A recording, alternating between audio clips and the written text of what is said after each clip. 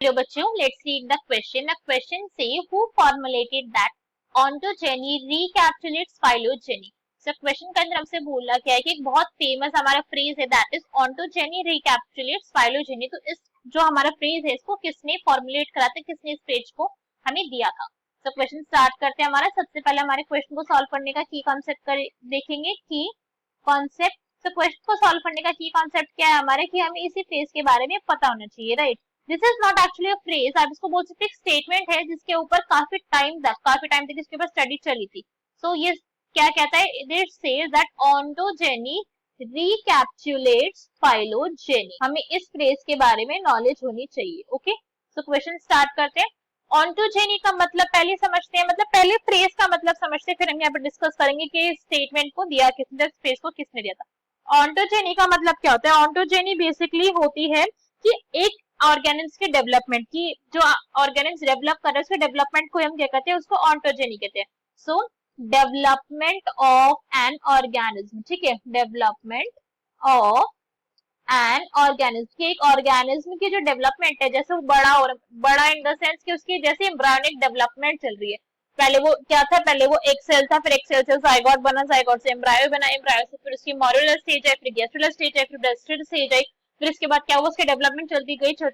तो इस वाले डेवलपमेंट की बात हो रही है, ठीक है. फिर इसके बाद नेक्स्ट वर्ड यहाँ पे क्या है, नेक्स्ट वर्ड यहाँ पे फाइलोजेनी. फाइलोजेनी से क्या मतलब हो रहा है यहाँ पे, कि how the organism has evolved. ये होता है हाउ ऑर्गेनिज्म हैज इवॉल्व्ड, कि मतलब ऑर्गेनिज्म इवॉल्व कैसे हो रहा है. हम सभी को पता है, हम सारे के सारे ऑर्गेनिज्म है वो अडेप्टेशन करते हैं, हम सारे के सारे इवॉल्व हुए, इवोल्यूशन का जो हमने कोर्स है उसको हमने फुलफिल करा है, राइट. हम कुछ ना कुछ टाइम के बाद कुछ ना कुछ यहाँ पे चेंजेस आते रहते हैं, और हर पर्सन जो है एक टाइम बाद हर किसी को इवॉल्व होना पड़ता है. जो इवॉल्व नहीं होगा वो नेचुरल सिलेक्शन के थ्रू क्या हो जाएगा, उसको डिस्कार्ड कर दिया जाएगा.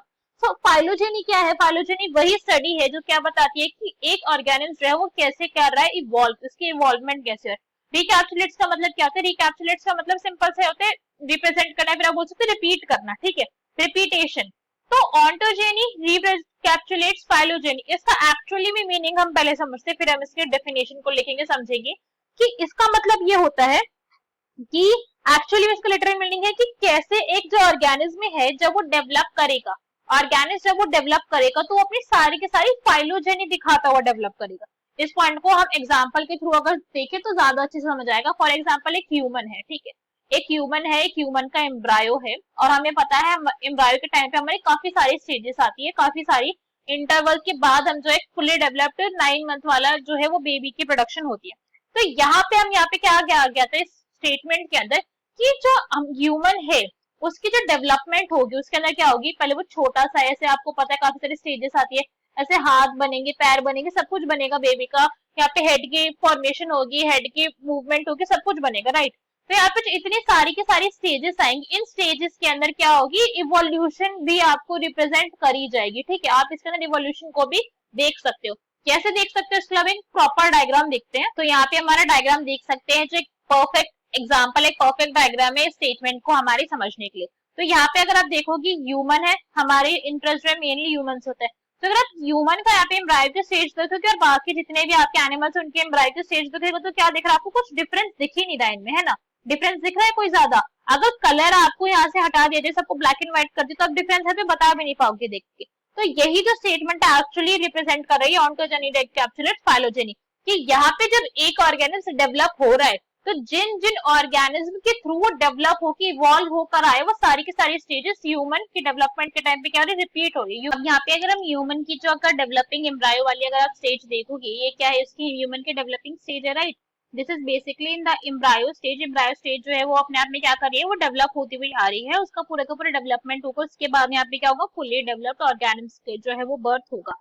बट उससे पहले अगर हम यहाँ पे क्या करते हैं, अगर आप सारी की सारी स्टेजेस को अगर आप देख रहे हो ना, अगर आप फिश की एम्ब्रायो स्टेज देख रहे हो, सैलामेंडर की जो अपने आप में क्या होता है, एक रेप्टाइल होता है, टर्टल की देखो वो भी अपने आप के अंदर एक रेप्टाइल है, बट उसका ऑर्डर डिफरेंट होता है. फिर इसके बाद अगर यहाँ पे चिकन की बात करें, यहाँ पे अगर हम रैबिट की बात करें, सारे के सारे क्या डिफरेंट हमारे ग्रुप ऑफ एनिमल्स है, राइट. फिश बिल्कुल अलग है, रेप्टाइल्स बिल्कुल अलग है, चिकन बिल्कुल अलग करेक्टरिस्टिक्स है, रैबिट की बिल्कुल अलग है, ह्यूमन की बिल्कुल अलग है. सबकी करेक्टरिस्टिक्स क्या है, डिफरेंट है. मगर अगर आपका इस पॉइंट के ऊपर, इस पॉइंट के अगर आप इनका क्या देखोगे, स्ट्रक्चर देखोगे, तो क्या आप बता पाओगे, आप डिफरेंशिएट कर पाओगे कि कौन सा है? अगर कलर को चेंज कर दिया जाए, सबको क्या कर दूं मैं, ब्लैक एंड व्हाइट कर दूं, तो आप नहीं पता लगा पाओगे।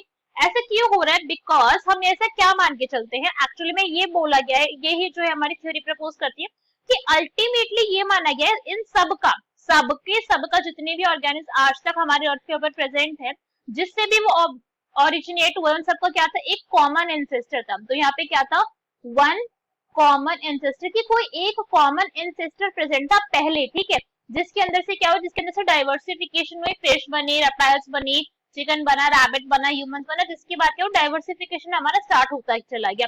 मगर यहाँ पे पहले कॉमन एंसेस्टर था, जिसका जो एम्ब्रायो स्ट्रक्चर था कुछ इस टाइप का था, मतलब इस जितने भी आप ये देख रहे हो सारे के सारे सेम है, तो ऐसा है, उसका क्या था, एम्ब्रायो का स्ट्रक्चर था, और वही एम्ब्रायो का स्ट्रक्चर यहाँ पे क्या हो रहा है, वो रिपीट हो रहा है, क्योंकि हम इसी एंसेस्टर से हम क्या हुए, इसी एंसेस्टर से हम हुए हैं इवॉल्व, है ना, हम इसी वाले से इवॉल्व हुए, जिसके अंदर क्या थे, सारी के सारी क्या थे, सेम कैरेक्टरिस्टिक्स प्रेजेंट थे, सेम कैरेक्टरिस्टिक, तो यहाँ पे क्या थे, सेम कैरेक्टरिस्टिक जो देखने को मिल रहे थे, इसलिए ऐसा बोला गया दैट ऑन्टोजेनी रिकैप्सुलेट्स फाइलोजेनी। तो अगर हम बात करें कि पूरी की पूरी जो हमारी स्टेटमेंट थी, जो पोस्टुलेट थी, वो किसने दी थी, ये दी थी by, it was given by Ernst Haeckel. जो अर्नस्ट हैकेल हमारे साइंटिस्ट थे, उन्होंने इस थ्योरी को प्रपोज करा था, अर्नस्ट हैकेल, ठीक है। अर्नस्ट हैकेल ने दिया था इसको, कौन से ईयर में दिया था, ईयर 1866 के अंदर उन्होंने इस पोस्टुलेट को प्रपोज करा था। तो अगर हमारे गिवन ऑप्शन देखिए कौन सा करेक्ट हो जाएगा, that will be option number C, that is Hückel.